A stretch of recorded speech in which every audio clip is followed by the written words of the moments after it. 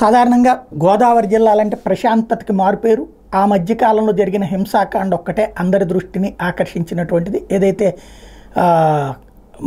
ఏది పేరు మార్చినప్పుడు అంబేద్కర్ పేరు మార్చినటువంటి సందర్భంలో జరిగినటువంటి ఘర్షణ, అది వైఎస్ఆర్ కాంగ్రెస్ పార్టీని చేయించిందని అక్కడ రెండు వర్గాలు నమ్మినాయి. ఎస్సీ వర్గాలు అట్లాగే కాపు వర్గం కూడా. ఆ పర్యవసానమే గోదావరి జిల్లాలో క్లీన్ స్వీప్ అయ్యింది. తెలుగుదేశం పార్టీ, జనసేన కూటమి, వైఎస్ఆర్ కాంగ్రెస్ పార్టీ తుడిచిపెట్టుకుపోయింది అక్కడ. ఇప్పుడు అక్కడ వాతావరణంలో కూడా మార్పు. ఆనాటి ఇన్సిడెంట్ తర్వాత ఇప్పుడు మరొక ఇన్సిడెంట్, ఇదే ఇప్పుడు రివర్స్ ఇన్సిడెంట్. ఆదిరెడ్డి వాసు ఎవరైతే ఇప్పుడు రాజమండ్రి నుంచి ఎమ్మెల్యే గెలిచారో, తను మోరంపూడి వంతెన చూడటానికి వెళ్ళిన సందర్భంలో అక్కడ ఏదైతే ఒక శిలాఫలకం, స్థానికంగా ఇప్పటిదాకా ఎమ్మెల్యేగా ఎంపీగా ఉండి అనేటువంటి మారగాని భర్తకి సంబంధించినటువంటి శిలాఫలకం కనబడగానే పెద్ద ఎత్తున సుత్తులు తీసుకొచ్చి ధ్వంసం చేసి పడేసినటువంటి సంఘటన చోటు చేసుకుంది.